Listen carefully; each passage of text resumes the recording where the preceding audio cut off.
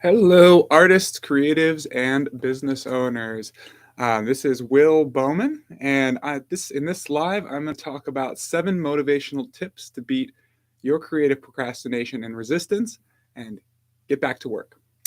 So this morning, I am coming to you from Fairbanks, Alaska. I'm just getting back from being on a trip down in Spokane and Western Oregon, where we were having a great time, fantastic time hanging out with the Ray Edwards International team, fantastic group of business owners, creatives, copywriters, who all are just incredible people. And we had such a good time.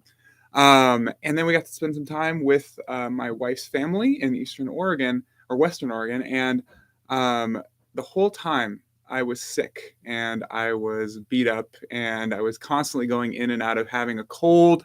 Um, and so just in time to get on the plane last night, I was starting to feel that tickle in your throat, just kind of the general starting to get sick that you feel when you are tired, you're beat, you're doing long nights and early mornings, and just kind of trying to make sure everything gets managed as we do in the modern world.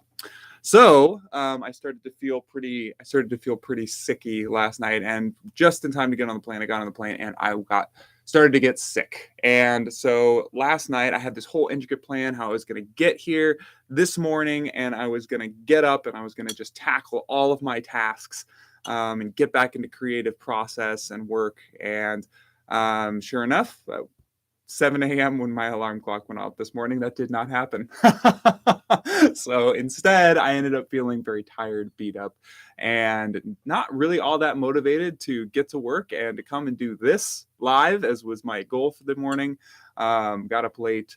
And I know that many people feel that way from time to time. As working creatives, I'm not above, and I'm sure that many of you are not above feeling tired and beat up and essentially just creatively stiff, from time to time.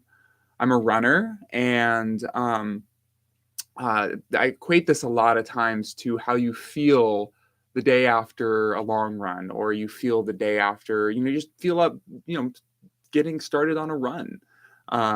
You feel stiff and you feel tired and you don't really feel like getting out and going and doing it. There's a lot of parallels between physical exercise and creative exercise, because there's a lot of parallels between physical energy and creative energy. That's one thing you learn as a creative professional, is that creativity is not this thing which is this unlimited source that some people have access to and other people don't.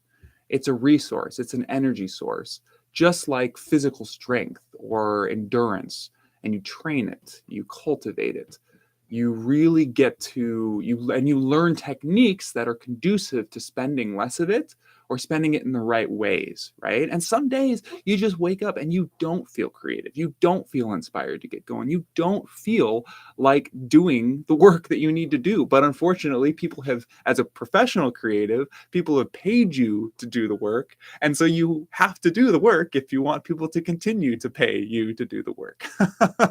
So, that being said, how do you manage that? How do you deal with the days when you feel like and you don't feel like getting up and being creative? Now, some days you just don't be creative, right? You're not on deadline and you can afford to push it to the next day when you feel a little better.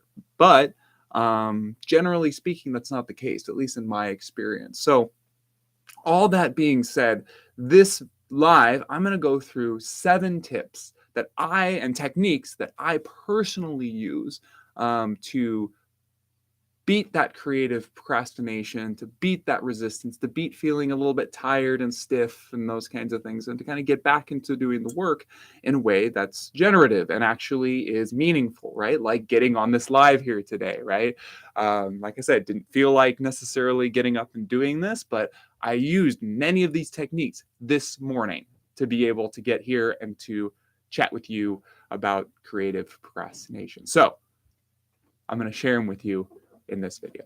All right, so let's talk about number 1, which is shift your mindset. Now, this is a big one, right? This is sort of like a ground level foundational thing that you need to do in order to be able to beat your procrastination. And you need to shift your mindset about procrastination. What do you need to shift your mindset to?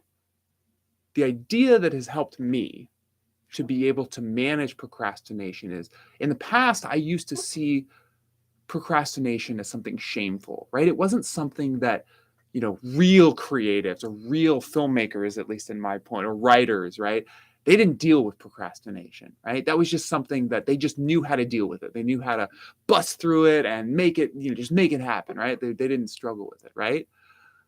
But then, so the first thing I learned was they did, right? That most working creatives in any industry struggle with procrastination. And some creatives even have years of creative, like, times they're just not productive, right? Or like at least they did in the past. Today we are constantly in this struggle to be able to keep up. But for a lot of creatives in history, they had times where they weren't as creative as others, right? So that's the first thing, right? Normalizing it. The second thing is, and this is a mindset that I attribute to the filmmaker Darren Aronofsky, he said that procrastination is part of his process. And that's been really helpful for me in learning how to deal with my own creative procrastination and my own resistance, right? Is seeing it not so much as something which is hindering me from getting to the creative place, but as part of the process. A little bit of pushback to slow me down and to kind of keep me moving forward at the pace that I need to be moving toward, right? So that's been really helpful to me because if I approach it in that way, I don't see it as something which needs to be just blazed on through. I see it as something that needs to be gently pushed through and worked through and dealt with, which is very healthy for me as a creative and my creative energy, I find. I'm able to show up in a better way if I'm not just manhandling my own emotions and my own resistance. Again, going back to the running metaphor, this is something that's very important that you learn as a runner is that when you first start out a run, the last thing you want to do, or a race more importantly, the last thing you want to do is just blow through those feelings of stiffness and tiredness and just go full throttle out. If you do that, your body's going to react and you are going to feel it later on in the race.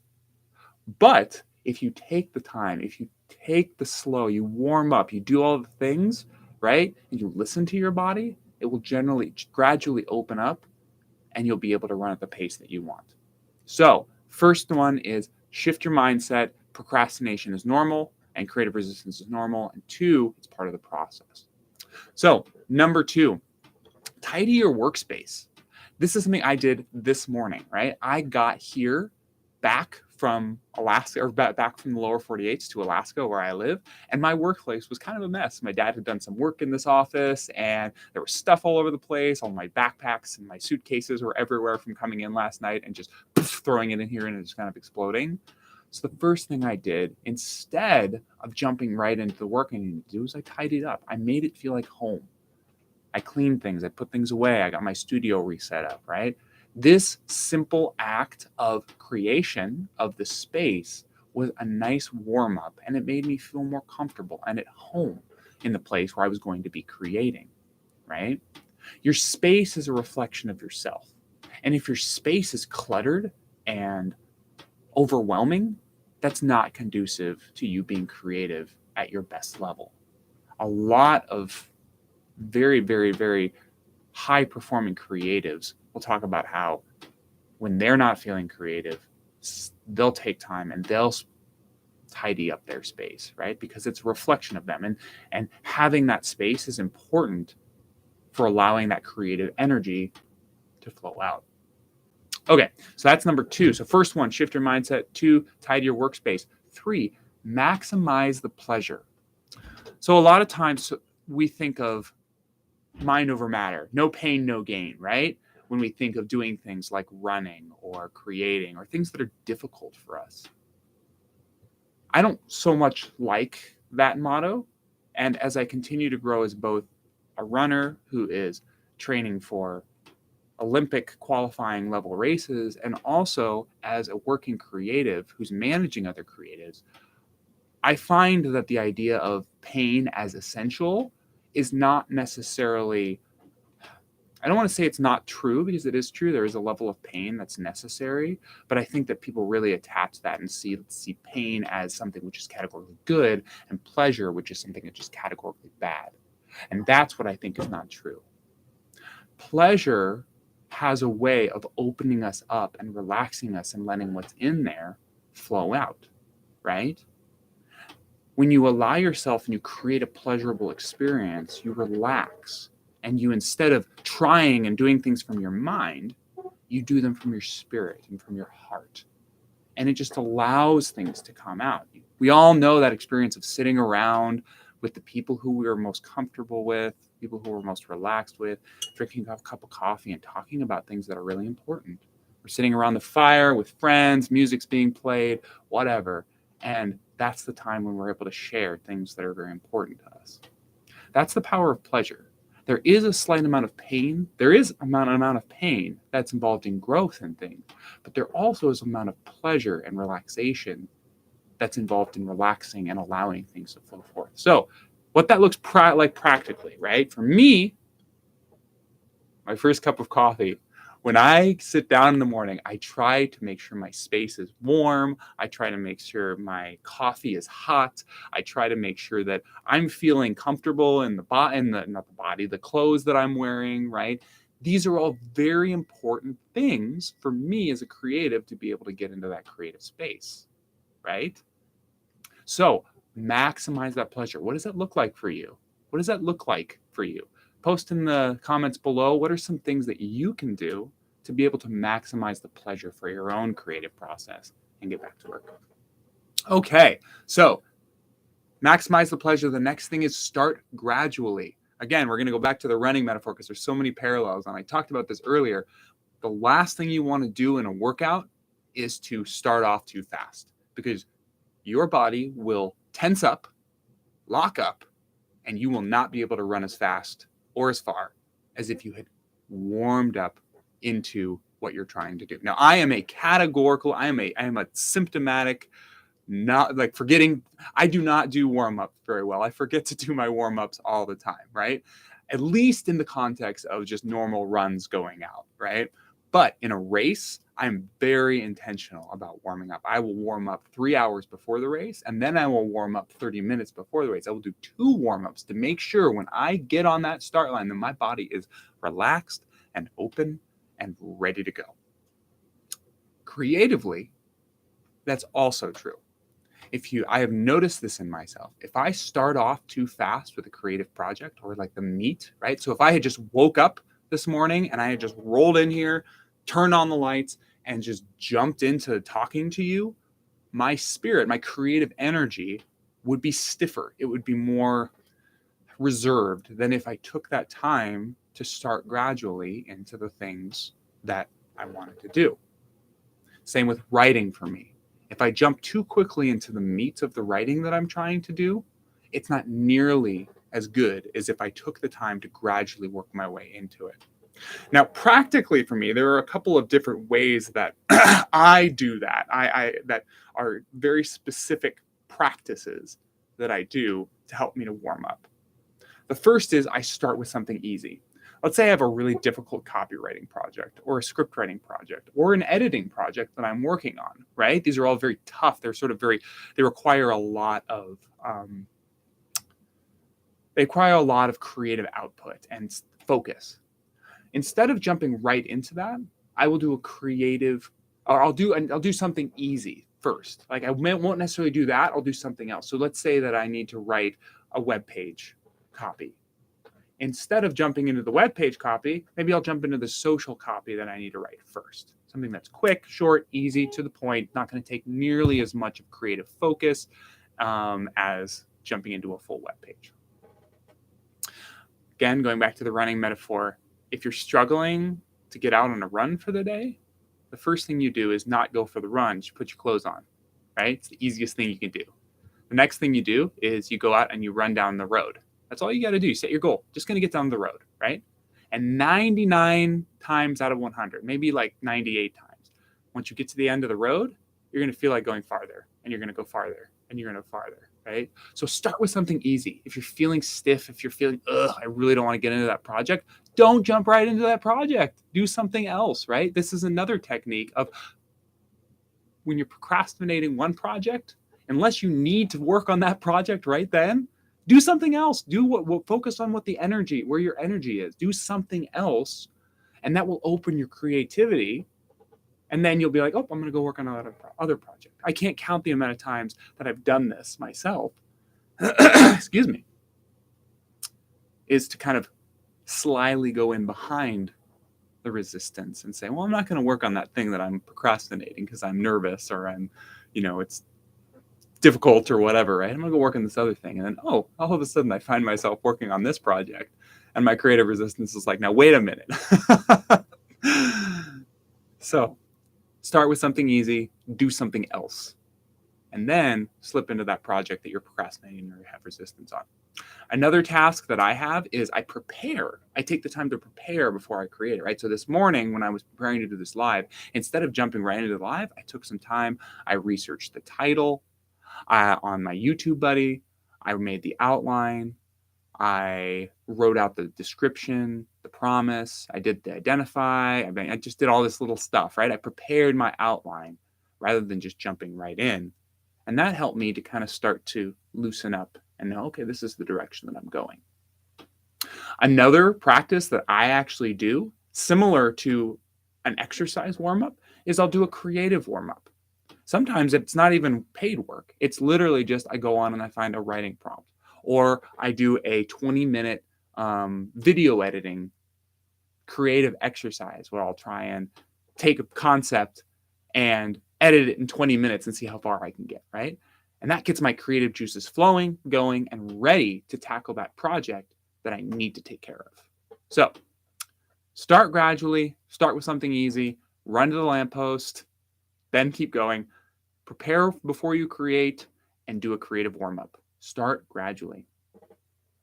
So another thing, number 5, prioritize and delegate other tasks. I don't know about you guys, but sometimes I really struggle with focusing on the things that I need to focus on as a creative business owner. As a creative business owner and a creative, I have a million things that are on my plate that aren't related to the creativity that I need to do. And when those get so overwhelming and overpowering, a lot of times what I will do is it'll just swamp me, right? And I'll just find myself jumping from place to place to place to place to place. And if there's one quick way to get me out of being creatively focused, it is to have a billion different things that I need to take care of and that need my attention. Because each little one of them, it's that death by 1,000 paper cuts metaphor, saps a little bit of my creative energy and a little bit of my creative energy and a little bit of my creative energy. So, for example, this morning when I got back, I have a million things that need to get taken care of for my business, right? Because I'm behind because I just got back from flying and traveling and yada, yada, yada, right? There's projects. But this right here, this creation that I had for you was the most important thing that I needed to take care of. So what I did is I delegated some of it to my team and to the people who I work with. Instead of trying to take those little things and do them myself, I said, what can I focus on? What can I delegate? What can I give away rather than trying to do it all myself and sap my creative energy that way? I'm going to get to a lot of the things this afternoon. But the first thing was I wanted to make sure my best creative energy was dedicated right here. Okay, so number 5, prioritize and delegate tasks. Number 6, be adaptable. So again, going back to my morning this morning, when you get into the creative zone, if you try to hit a perfectly regimented schedule every day, especially as a creative business owner, you are going to burn yourself out really fast. In my own personal experience, I have found a more adaptable, shifting approach to be more helpful. Rather than working in, I have to be at this place at this time, I set the times and I set the places, but I'm not afraid to shift them. I'm not afraid to say, well, I woke up an hour later today because I was sick and I needed to give my body some time to rest. So instead of doing this at 7 a.m., I'm going to do it at 11 a.m. or I'm going to do it at 12 a.m., right? Don't be so attached to the time that you miss the importance of the task, because the task is more important than the time that you do it in. So don't be afraid to be adaptable. And number 7, the last tip I'm going to give you is do not ditch your good habits and routines. This is very important, especially in times where you're coming back from a trip or you're coming back from a vacation, right? It's very easy to be like, oh man, I need to get back into everything and I need to like just get stuff done because I am behind. if you and it's very easy to say, oh well, those things like exercise or those things like God time in my case, or those things like whatever those things are for you, yoga or creativity in the morning for you. Those things are important. Those things kind of get put on the back burner. It's very essential that you continue to maintain those things because those things give you creative energy and they fill you up so that you can then go and give to the other people who you're giving to with your creativity. So it's difficult. And obviously there are some exceptions to this, right? Like, so this morning I had a meeting at 8:30. I woke up at 8. I normally do an hour of meditation and some yoga, and that just didn't happen because I needed to be at 8:30. I needed to be at that meeting. But as you can, make sure that you are keeping your good habits because those are the ones that are going to fill you up so you can continue to give creatively, and they're going to fill that creative energy well so you can continue to give out to others. Okay, that's it, guys. That is my 7 tips for my 7 personal tips and techniques as a working creative to beat resistance and get back to work. So thank you so much for watching. Comment below if there are other things that you use to beat the creative resistance and get into what you're doing. I'd love to know about them so that I can try them and incorporate them in my routine. This is what I'm going to be doing for the rest of my life, so I kind of need all the help that I can get, and I'm kind of on a personal mission to be able to unleash more of my creativity in the world. So anything that you can do to give me assistance in that is greatly appreciated. So comment below on the video, and we'll see you next time on one of the creative lives that we're doing here at People Project Media. All right. Thanks, guys. Talk more later.